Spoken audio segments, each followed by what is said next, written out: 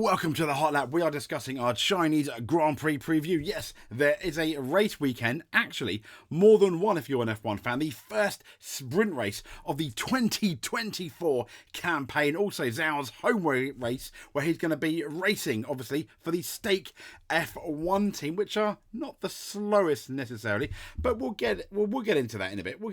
So look at the schedule here. This is the race weekend. This is sadly UK time for anyone outside the UK, but we've only got one practice session. Why? Because it's sprint race weekend. Like it or loathe it, it's not changing for this year. So we have our practice one, 4:30 in the morning. Next up, we've got sprint qualifying at 8:30 in the morning on the 19th of April on the Friday.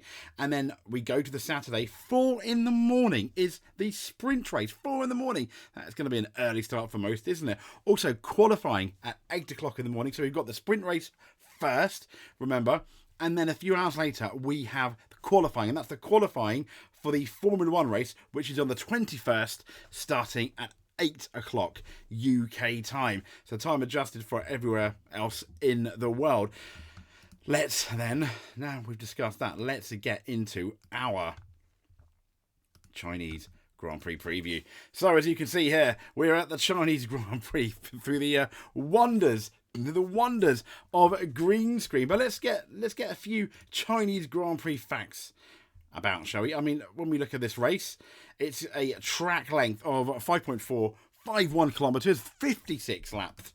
I sound like I've got this, and 16 turns. Yes, this is the first time we've been to China for 5 years, since 2019. So Verstappen was, yes, he was at Red Bull. He wasn't yet a world champion. Valtteri Bottas was in a Mercedes. George Russell was in a Williams, albeit in 2019 he wasn't quite Mr. Saturday yet, which was he was known for his Williams runs in 21 and in 21 and 2020. Zhao wasn't on the track at all. Haas wasn't I don't want to say laughing stock it is now.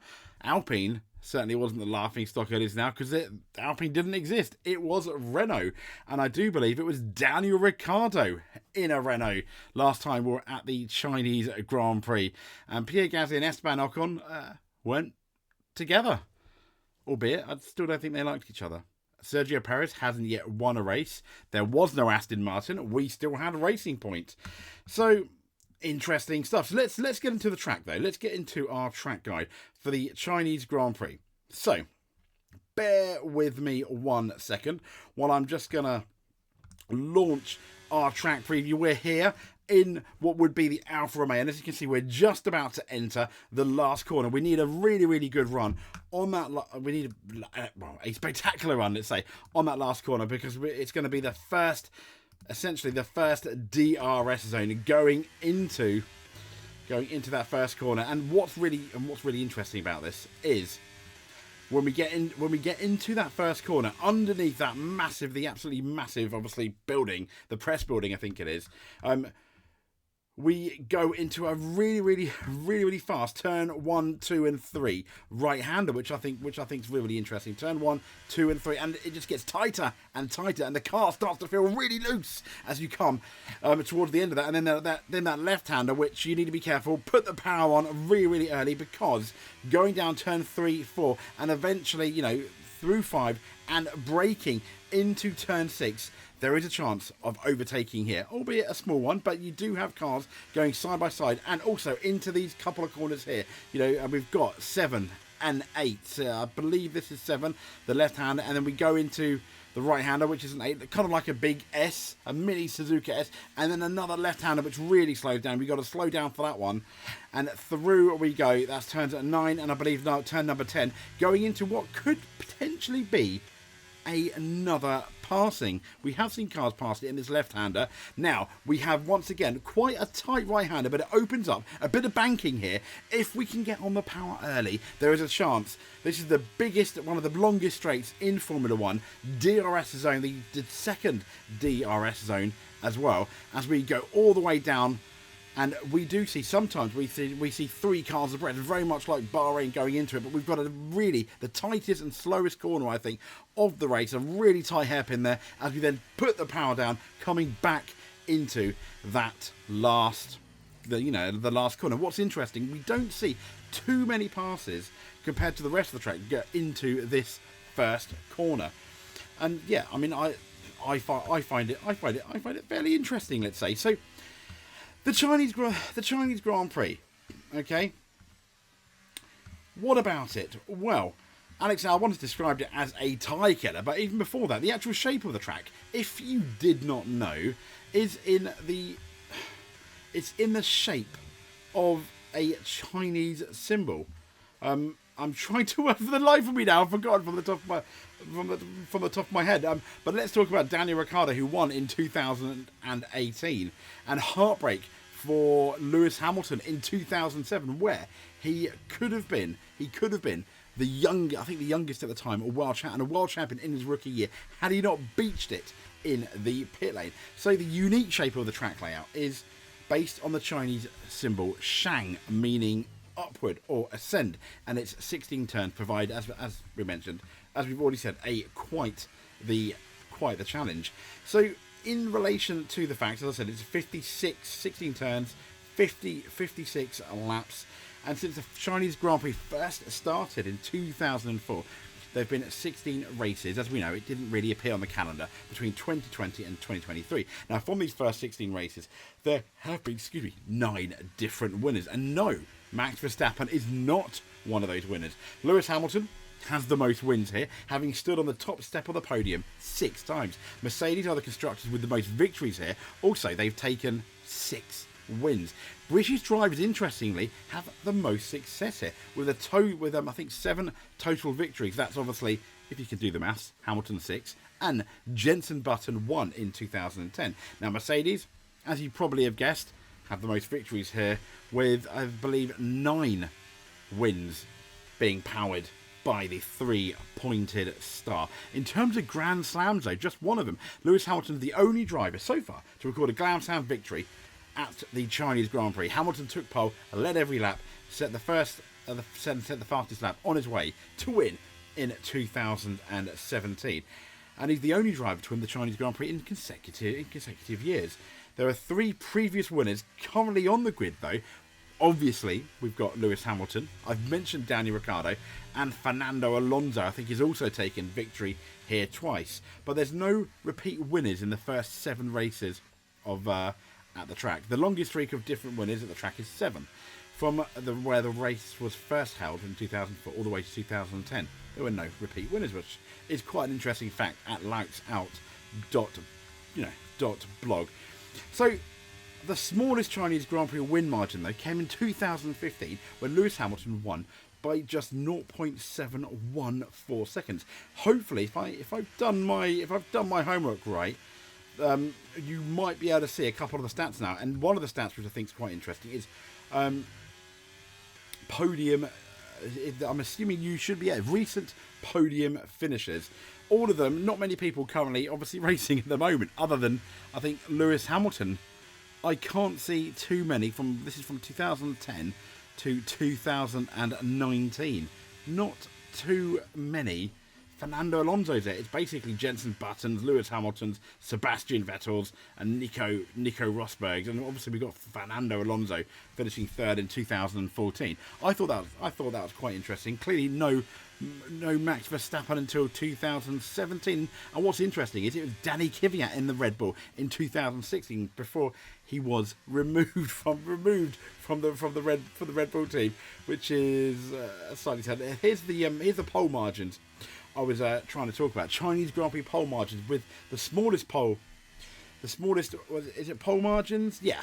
Smallest pole margins to the biggest pole margins. Obviously, Valtteri Bottas in 2019 taking that pole position, which I thought was quite interesting, by 23 thousandths of a second. Alternatively, we've got Sebastian Vettel from 2011, a 7/10 gap. What will be interesting is how big is that gap this year, and how big would that gap have been in years to come? I think that would have been. I genuinely think that would have been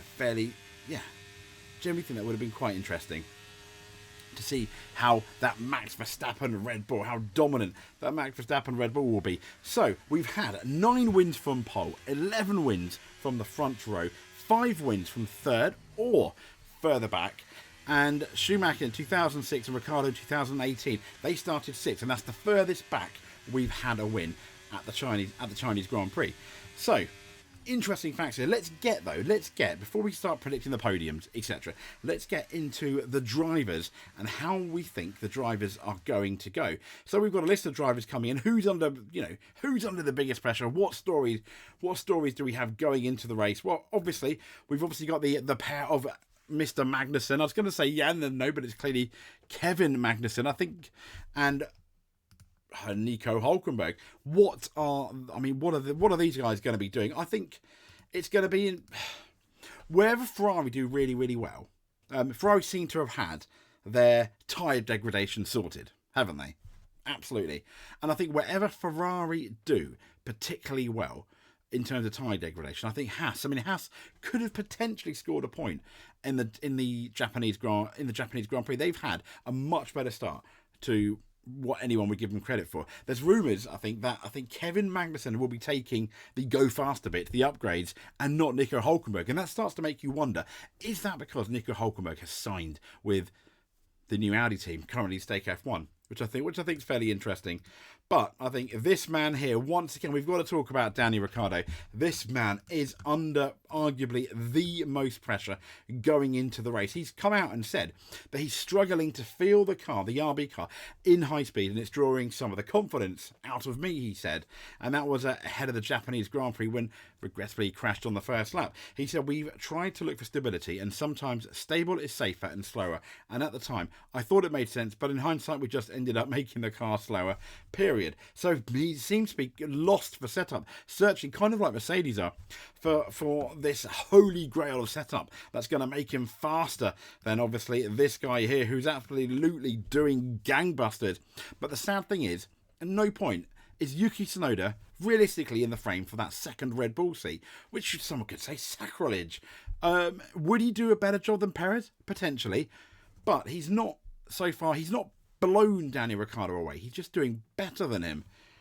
So I think a bit more to go. And what's going to be really interesting is what happens at the end of this year.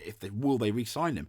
Will, for example, Aston Martin, who have that Honda engine, a lot of people have suggested that the only reason Yuki Tsunoda is here is because of that Honda engine in the RB.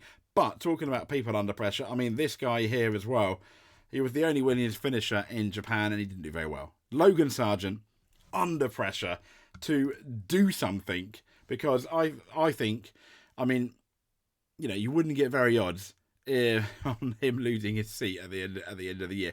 Williams have very much put the faith in him simply by re-signing him. How much faith do they have? Well, just go back to Australia when they wanted Albon in the car rather than Logan Sargent. But I do think Alex Albon also is a man under a tiny bit of pressure going into the Chinese Grand Prix after I don't want to say lackluster, but he binned it in Australia. He didn't get points.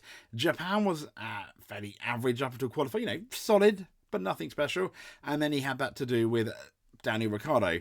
So I think he needs, and him and Williams need a fairly solid weekend. So let's talk about Alpine. I think Ocon is doing.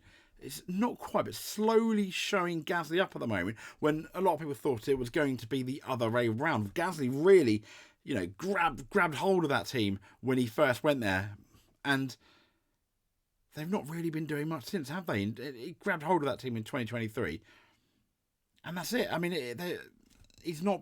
Is it because that car is not very good at the moment? It may well be, and Ocon is just better with a worse car.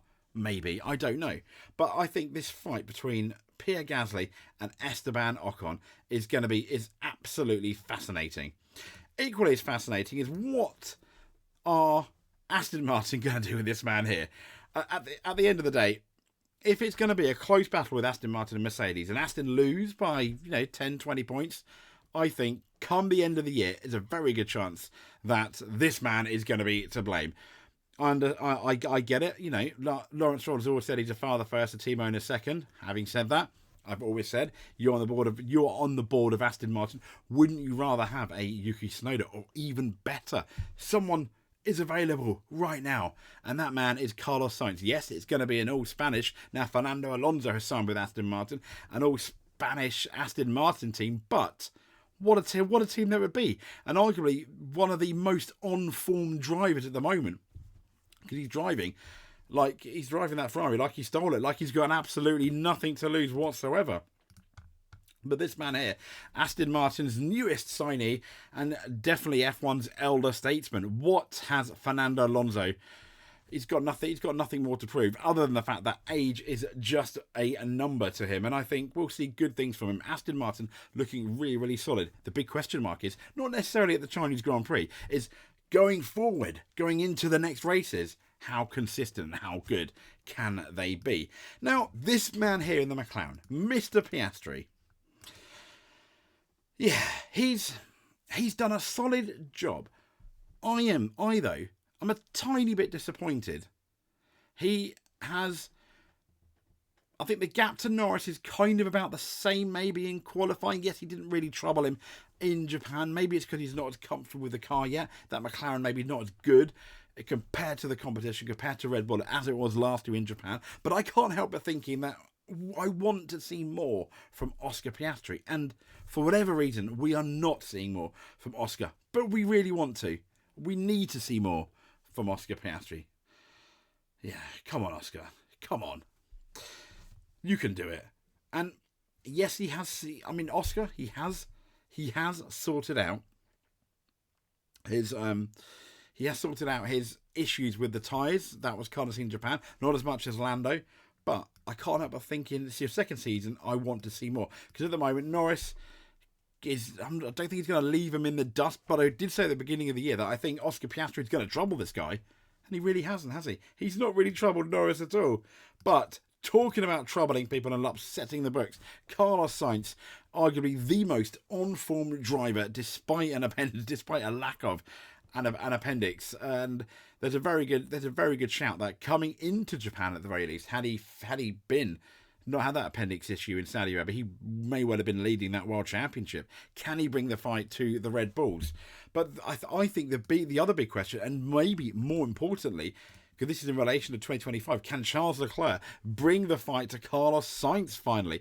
This is going to be really interesting going into the Chinese Grand Prix. Setup is going to be absolutely key. They've only got one practice session. Yes, the Parc Ferme rules after the sprint race are somewhat relaxed, so you can change your car.